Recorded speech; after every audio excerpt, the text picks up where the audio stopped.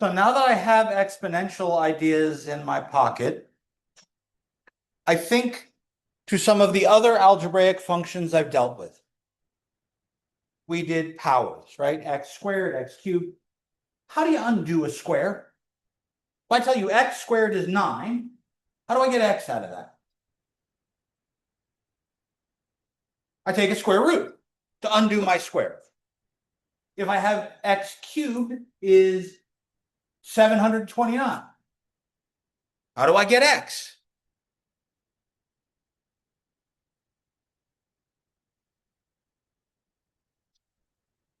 You don't have to know what the answer is, just tell me how to get it.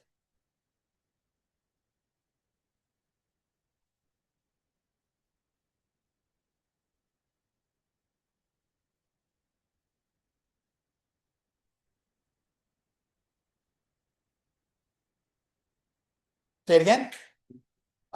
A cube root of 729. Now, I am being slightly oversimplifying here because that first expression,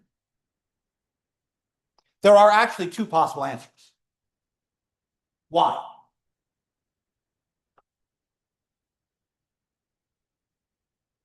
Why does that square root of 9 not the whole answer?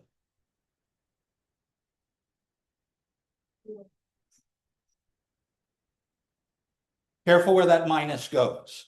It's not just the square root of minus, it's minus the square root. Because when I square something that's negative, I also get a positive answer. So when I take a square root, I have to take the two possibilities. I could have a positive square root. I could have a negative square root.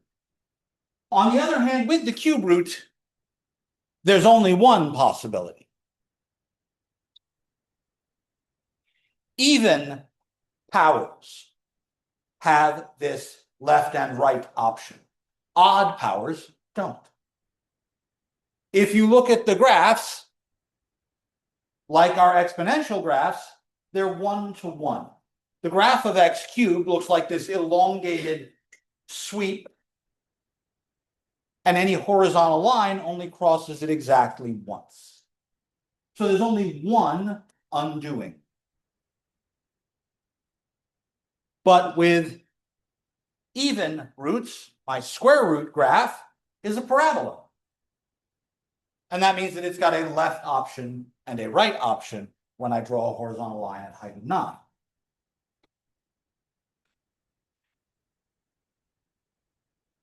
So what? Really, who cares? I have this exponential idea.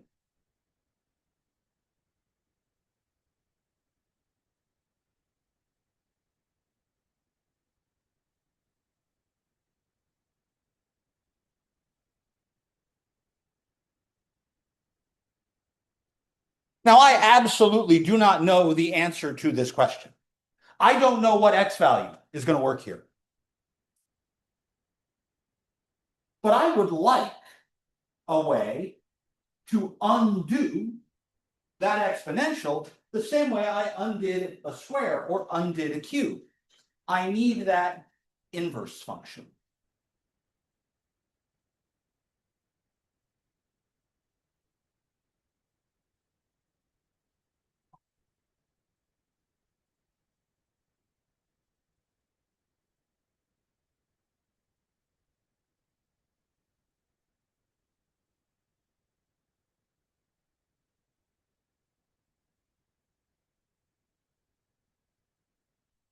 Now, this original idea dates back about 400 years. Well, it probably dates back further than that. The idea was called prostaphoresis. You will never hear me use that word again. And goes back to Greek antiquity, but it was convoluted and complicated, and it was really unpleasant to try and figure out how many multiplications I needed to do to get certain numbers. And so in the early 1600s, a guy by the name of John Napier set out to redefine this prostaphoresis idea and created a logarithm.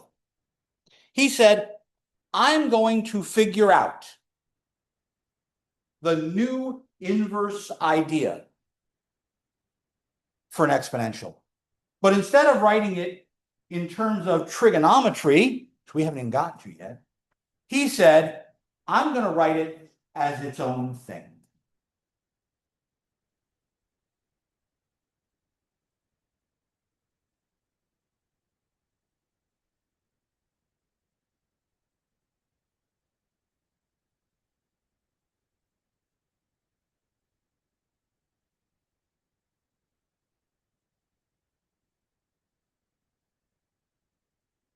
So if I have an exponential expression, a to the x equals y, a needs to obey the same rules I was talking about on Wednesday. A is bigger than 0, and a is not 1.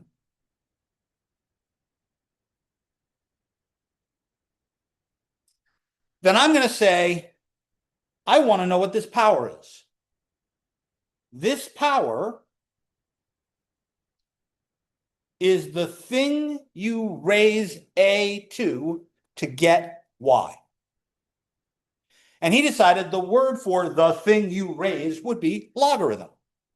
The thing you raise a to get y. In other words, this scary word logarithm is a fancy name for, hey, what power do I need? Like that. I also notice a spiral. The power I need comes from this base and gives me this number.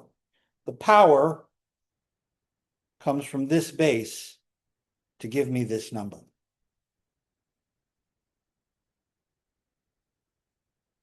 So, if I have an expression that I've written as an exponential expression,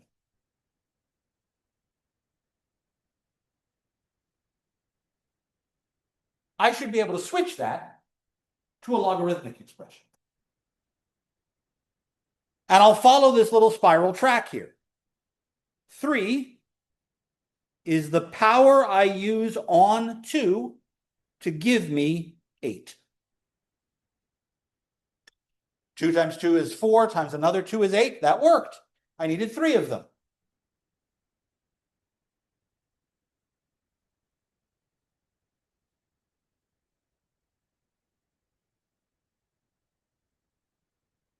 If I have this exponential expression, what's the corresponding logarithmic expression?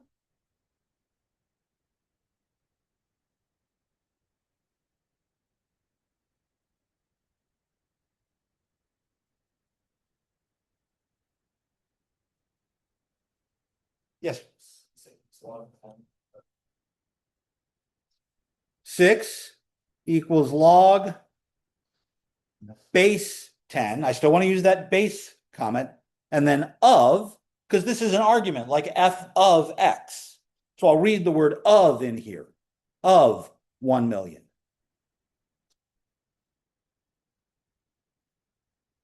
And yeah, powers of 10 tell me how many zeros there are. There are 6 zeros there. It's 10 to the 6th.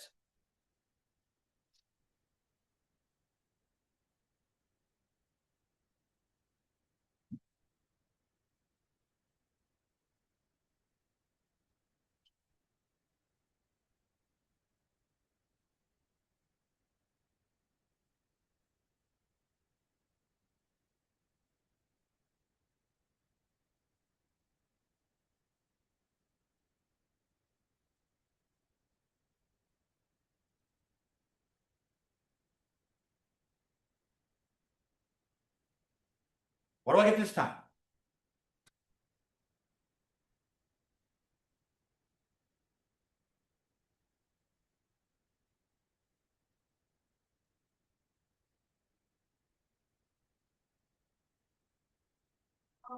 Negative equals log base 5 of 1 over 1. Exactly. Negative 3 is equal to log base 5 of 1 over 125. remember I said the a can't be negative. The a is the base. This number can't be negative. The exponent certainly can be. What do negative exponents do? They put stuff in the denominator. 5 times 5 times 5. 5 times 5 is 25. 5 quarters makes $1.25. That's 125. I can do that. The negative puts it 1 over. That makes sense. Even if I don't know what the values are, I can rewrite.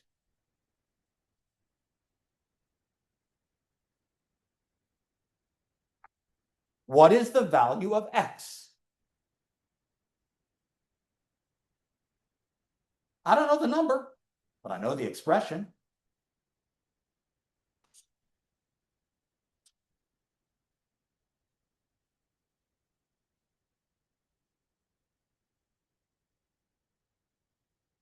Who still needs the sign-in sheet?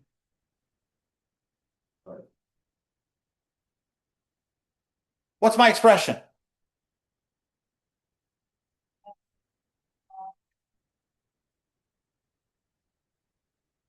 Now, the problem to me is that when I start multiplying 2's together, 2, 4, 8, 16, I skip 9. So this can't be a whole number answer. I don't know what it is, but it's something between 3 and 4. Now, because Napier was extending on another idea, he had lists, tables of values, and he was able to derive a tool to figure out how to do this. We'll get there, but we don't need the same tool he had because we have computing power. More on that later. Questions? Let's go the other way.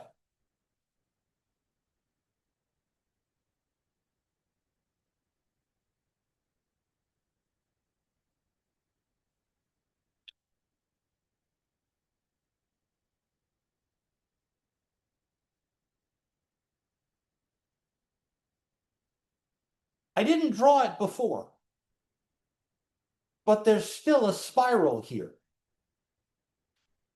If we go back and look at the original comparison between the exponential form and the logarithmic form, I saw this little spiral here, right?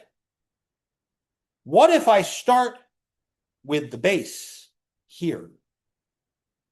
I go all the way across, and then I get my a to the x. So I have another spiral opportunity here. And then my arrow goes the other way.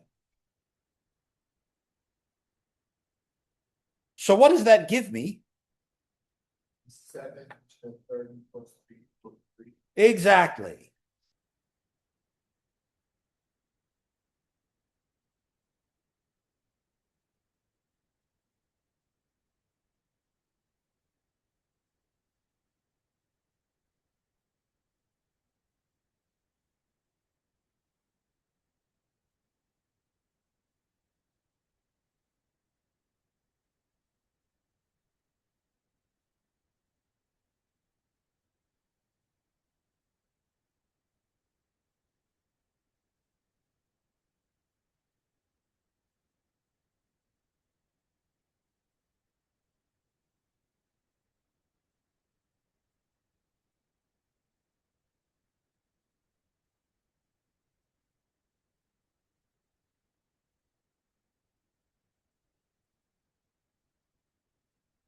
Bingo.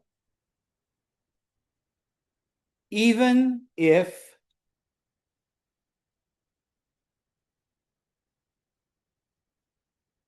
I don't have one of the numbers, I can still write an appropriate expression. 1/2 is the log base 6 of x.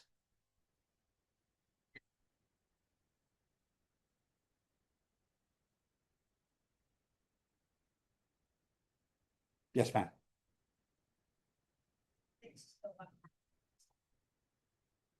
Hey, wait a minute. What's a 1/2 power?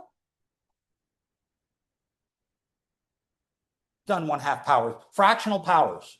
The rule about fractional powers.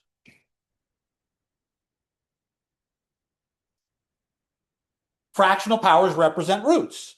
So a 1/2 power is a square root. I know this. I can figure out the square root of 6. I know this x. Yay.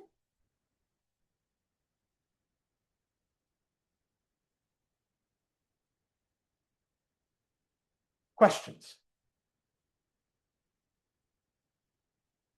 I may not be able to evaluate expressions in logarithms yet, but being able to switch back and forth allows me the ability to take things that are written in exponents and say, I want to work with the powers alone. Let's get the powers out. That's a logarithm. Or I have this expression in a logarithm. Let's turn it into a power. I'll work with the exponential version. Being able to move between these two versions, relatively straightforward, I hope, is going to help us solve equations. But this means that for every base I'm allowed to use, I know I used A earlier, but it's a base. Let's call it B.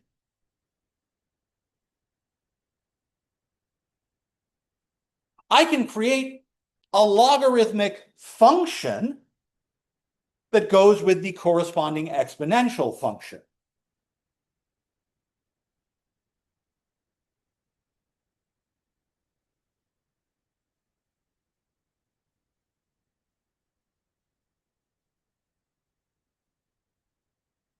And that function is the inverse function for the same exponential.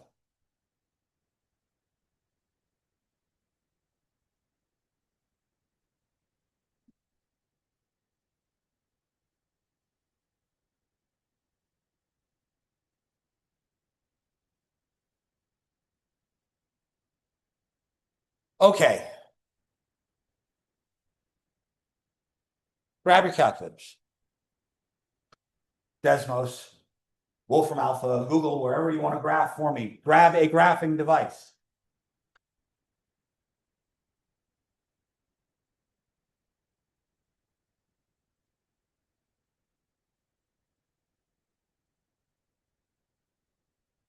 I want to graph x squared and the square root of x on the same picture.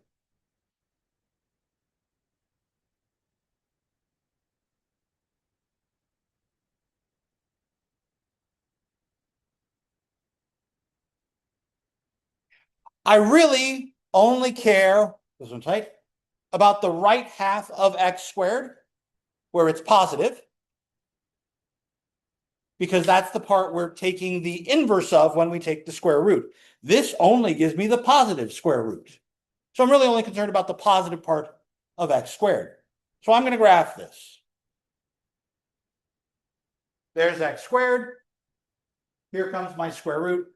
I'm really going to take a close-up over here.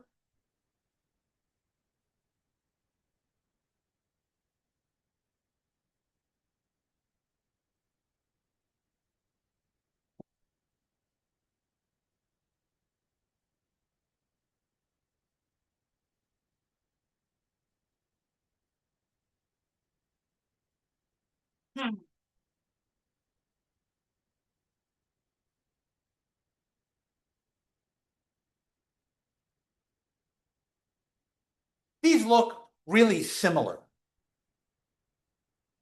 My square is parabola, right? What's going on with my square root?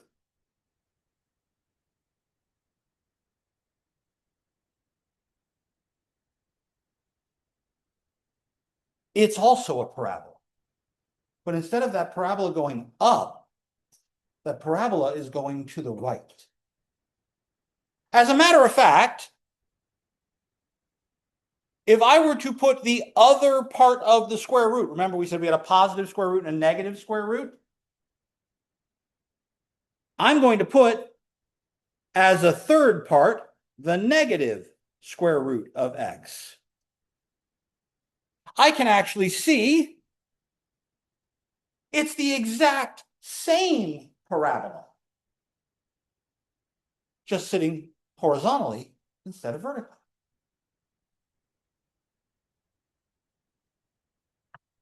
I have just changed my window to square it up. When we look at the normal graphing window, it goes from -10 to 10 horizontally and -10 to 10 vertically.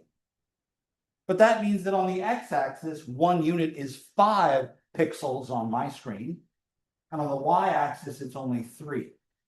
So I've changed the aspect ratio to make it 3 vertically and 3 horizontally. And then we actually see that the shape is exactly the same. Draw one more graph here. Graph for me the line y equals x.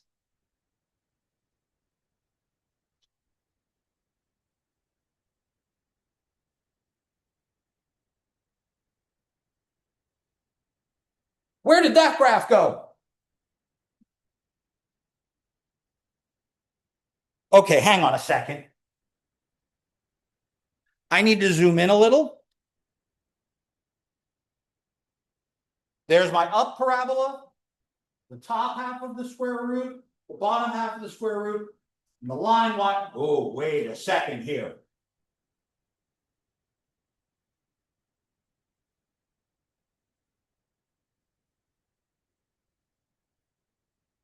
If you are on the left half of this line, the line y equals x, I have turned the picture so it's moving straight up. Everything that's over here has a mirror image over here, and everything that's over here has a mirror image over here. It's like I took the graph and folded it across this line. A line of symmetry. Whenever I have a function and its inverse, here's one type, they will have this same kind of symmetry. Every function's inverse looks like it gets flipped across this way.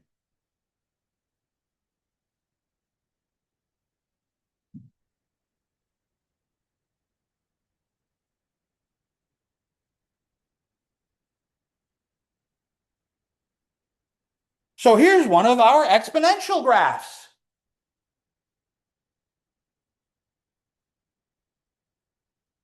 What should happen when I try and graph its inverse function? This is the graph of 2 to the x, which means its inverse will be the log base 2 of x. What picture should I get? I know some things about that graph.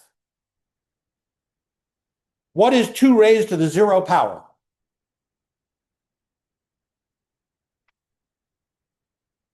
Anything raised to the 0 power is 1. Great. Which means that point on the y-axis is the point 0, 1. If I flip it, where's the image of that point?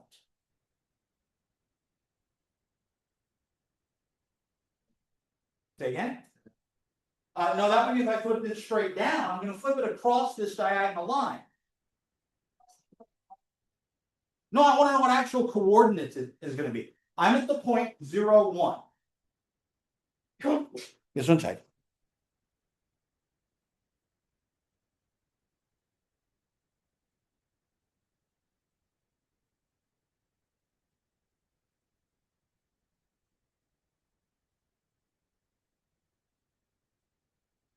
Say that again. That would be if I went straight down.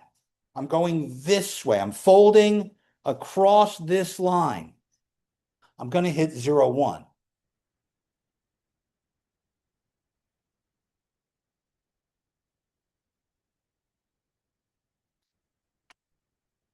And all of these points that go up are going to go out. Like our parabola was going up, became a curve that went out towards the right. These points go down and down and down, and they get really close to this axis. If I fold across, these points should go down and down and down and get really close to this axis. I'm going to have a new picture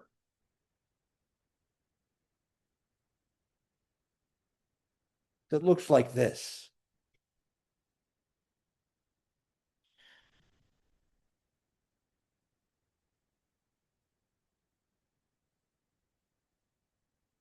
I wrote 0, 1 again. I should have written 1, 0.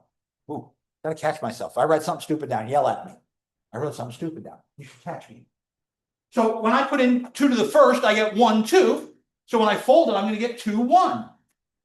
As a matter of fact, all of the points up here get flipped. We're exchanging X and Y, flipping them back and forth.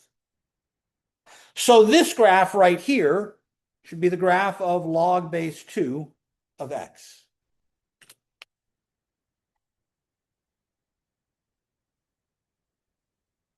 You have the ability to type that function in the math menu. So if I go back to my graphing spot, instead of 2 to the X, I want to put in this other function. I hit the math button. Math button's over here on the left. And I go, see that little arrow next to the 7? That means there's more options down on this menu. Aha! A log base. What base do I want to use? It'll allow me to put it in. I hit enter. Look. It allows me to put in the base and then an argument. So I'm going to put in the log base 2 of X. And if I graph this, the picture on my calculator should match. Suddenly, it worked.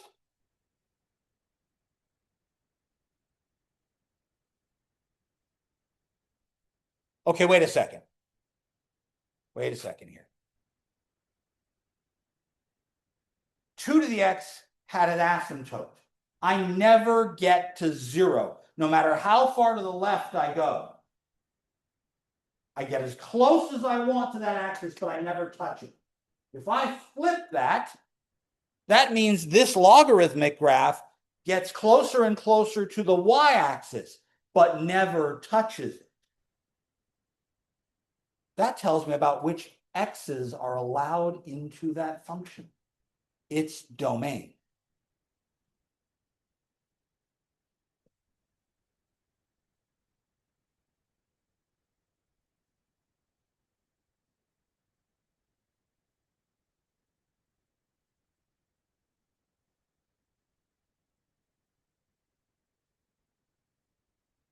Nope, ran that one dry.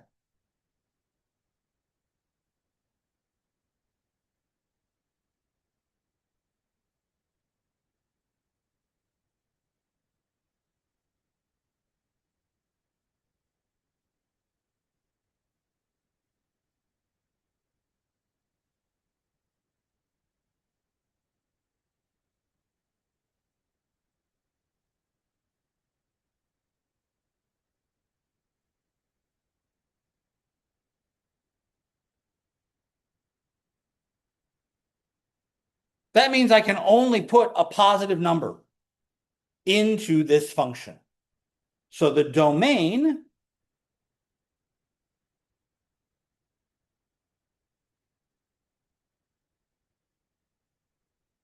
is only positive values.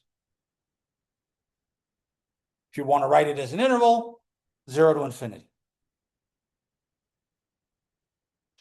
Now, I think of the thing inside the parentheses here that's called the argument of the function. Like you take the square root of something, you take the power of something. So I refer to this in my head as you are not allowed to use negative arguments or 0 arguments.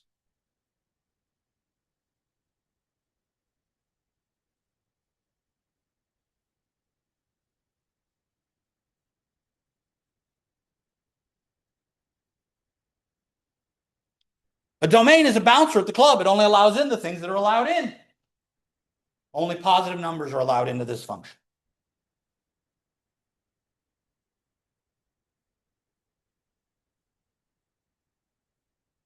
The graph of 2 to the x went this way.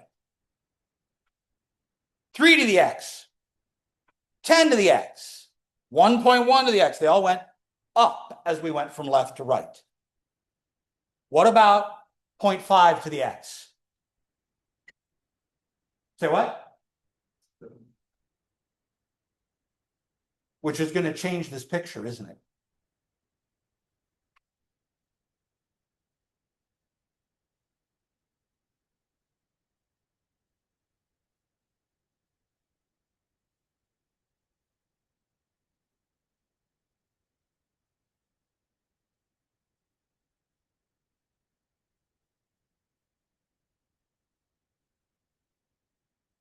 If my 0.5 to the x goes this way, then instead of my asymptote going down, my asymptote will go up.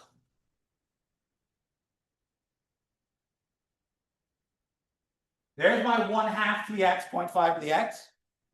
And there's the logarithm. The asymptote is up. But you still see that 45-degree line, y equals x. You still see the symmetry going on. The same thing is still true. I'm only allowed to put in x's that are positive. But this is now a falling function rather than a rising function, because we changed the direction for the exponential. Yet it still has something in common. 0.5 to the x still goes through. When x is 0, y is 1, which means this logarithm still goes through 1, 0.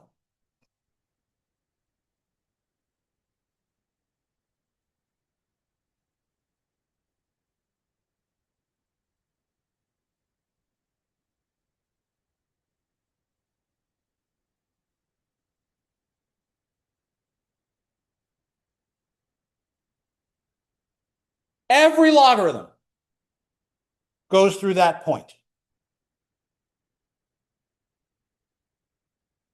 The log base b of b. What power of 3 do you need to get 3?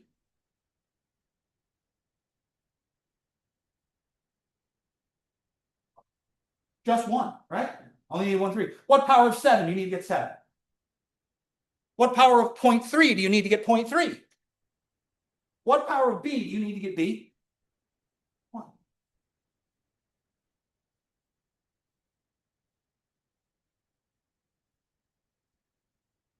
What happens when you take the square root of something squared? Say it louder. They cancel. And if you take the square of a square root, they cancel. Because they undo each other, right? What does a logarithm undo?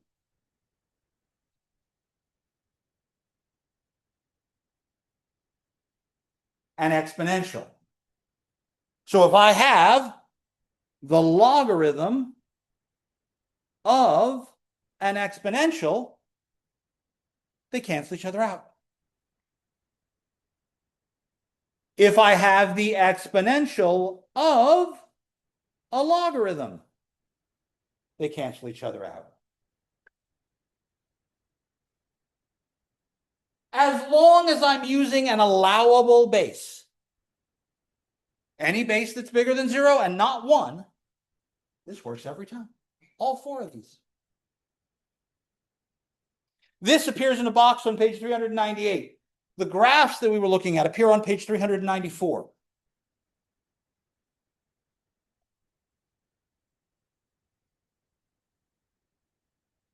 Questions?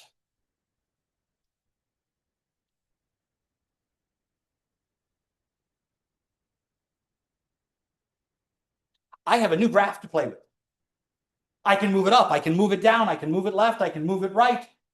I can squeeze it, stretch it, the same things I did with my exponential graphs, the same things I did with my quadratic graphs.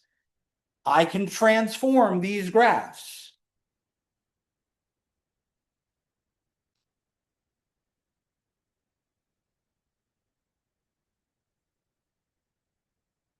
How would that graph be different than just the log base 5 of x?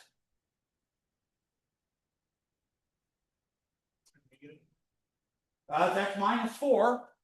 But I'm not allowed to use negatives in there, so I have to move it over. I need x minus 4 to be bigger than 0, so I'm going to take this whole picture and shove it over by 4 units. I move to the right by 4. It's inside, so remember it's backwards.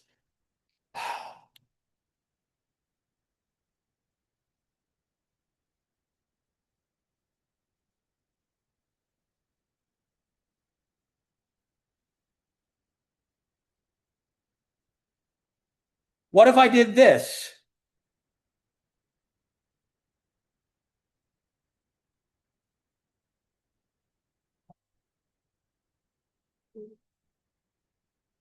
So I would additionally, in addition to moving right by 4, I then move the graph up 3 units.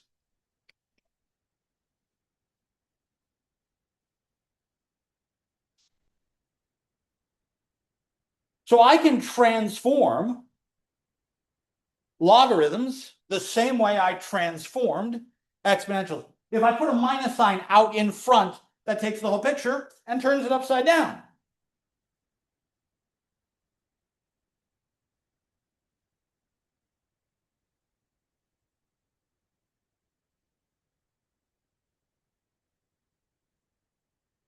Another way to remember this with my left and right idea is to remember that I can't have negatives inside.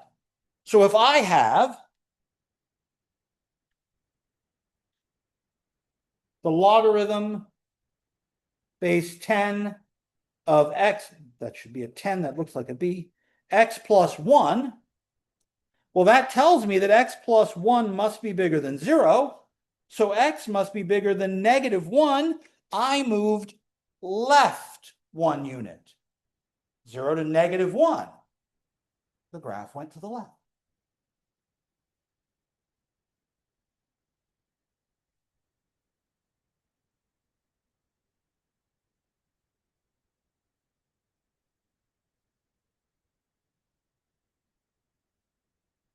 Okay. Napier's original method for calculating logarithms was based on the ideas of exponentials and in trigonometry, and some Indian and Arab mathematicians in the 1200s. And he had this huge table. And he said, this table is a pain in the ass. And in the book he wrote in the 1600s, he had like 57 pages of tables of worked out numbers. And this was annoying as all hell. And he built a tool. He said, if I want the logarithm in some base for some number, I'm going to take this tool, which consisted of a series of rods, square rods with numbers all the way around them, and he would lay them out so that across the top row he had the base, and down the first column he had the number whose logarithm he wanted. He'd go down to whatever it was in this base, and he'd be able to read off the logarithm. A physical set of rods. They were nicknamed Napier's bones. We have calculators.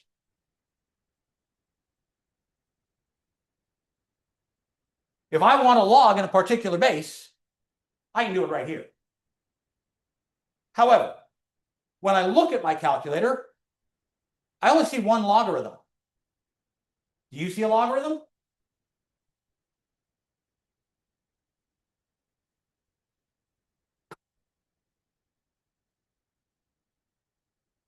Where?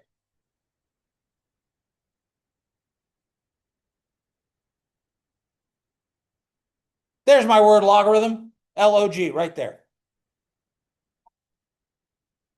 So I look at that and I say to myself, all right, if I hit that button, I have a problem.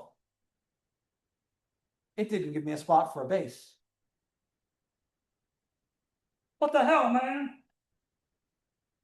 Where's my base? Napier was primarily working in astronomy. And the numbers in astronomy are huge, and they're usually expressed in scientific notation, which means they're multiplying by powers of 10. The default base here is base 10. This is called a common logarithm. So instead of writing the log base 10 of x, I just write log x.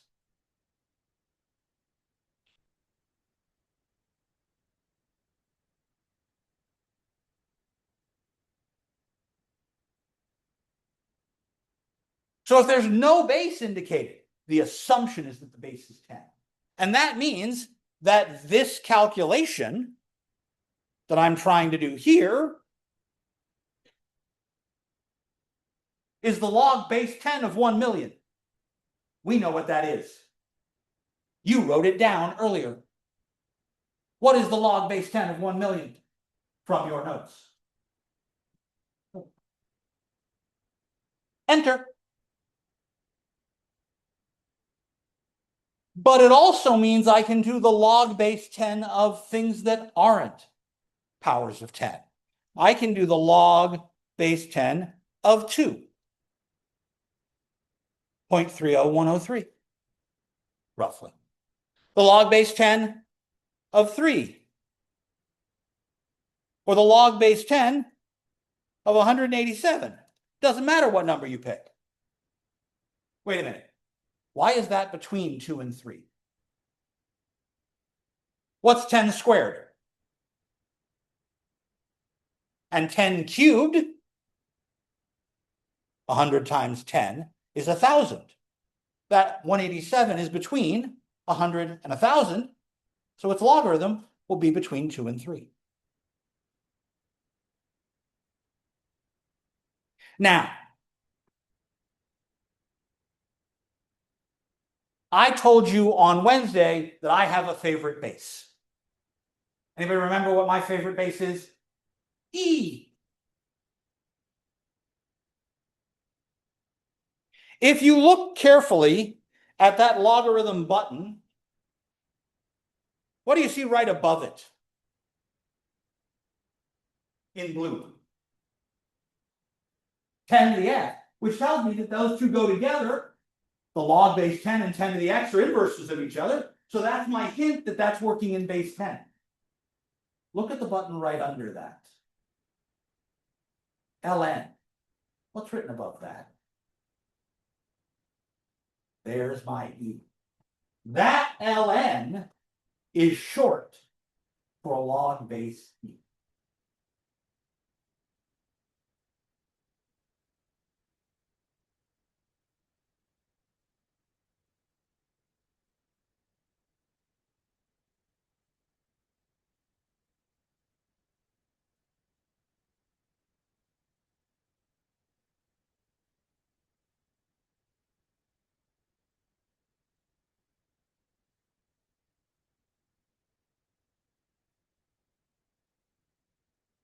It's been commonly addressed as the natural logarithm.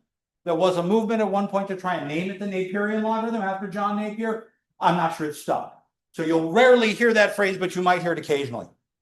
I like working in ln's.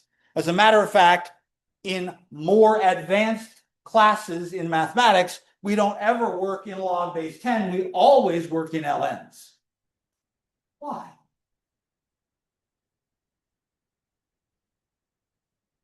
Because most of the time, I can switch bases. We'll see how to do that coming up next week. But I really only need one base. I can do every base I want by switching to that one base. And the base I use most often is ln. The reason for using base e is because the computations to do stuff in e can be coded very quickly. So your computer is efficient working in base e. However, e is a weird number, so a lot of times people don't like working in it. They like working in base 10. Questions? If you're in computer science, at some point you'll work in base 2. Logarithms of base 2. They get abbreviated as well.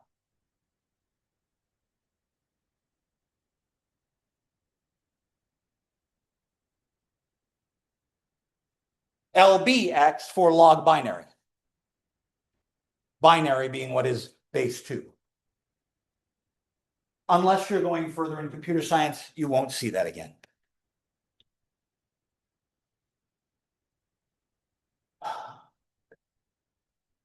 So where do I use these?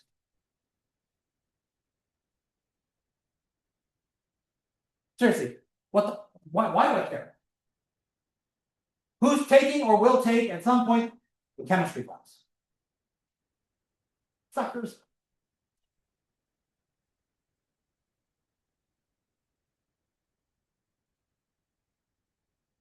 What's that? pH measures the concentration or strength of an acid.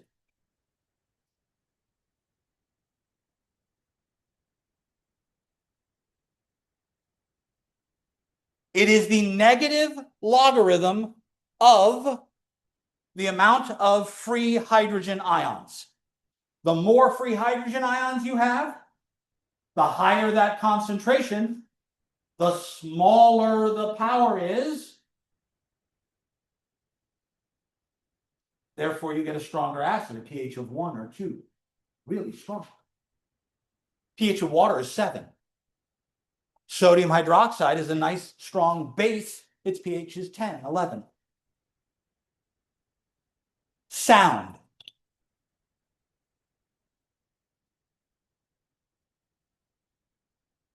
If you got a good sound mixer or an equalizer for your headphones, it's going to measure sound level in decibels. A bell, after Alexander Graham Bell, is the logarithm of the relative intensity of the sound.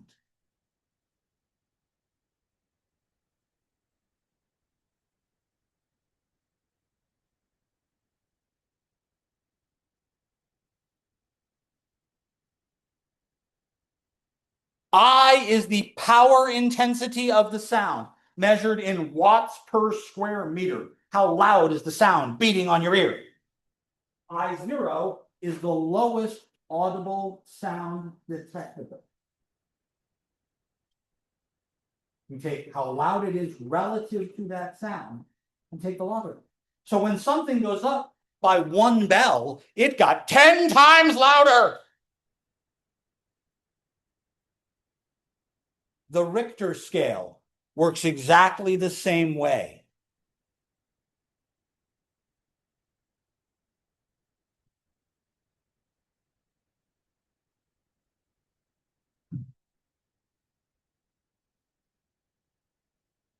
Where our N is the intensity and level of the shake involved.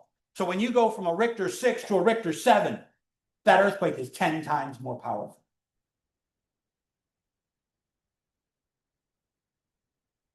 We'll do more of these next week. And we'll use these to solve real applications. 2 things. 1, you have homework due on Monday. For 1 and for 2, printed on paper, neat edges, your name on the pages, large enough font so I can see them. You're doing this on your iPad or your tablet in some fashion. And 2, if this is the class you are staying in, wonderful, thank you, keep doing this. If you're getting out, drop add ends today. I will see you all on Monday, I hope. Have a wonderful weekend and enjoy yourself. Somebody out there has my sign-in sheet. Please make sure you signed in if you didn't already, and otherwise it'll come up to me. I'm sorry?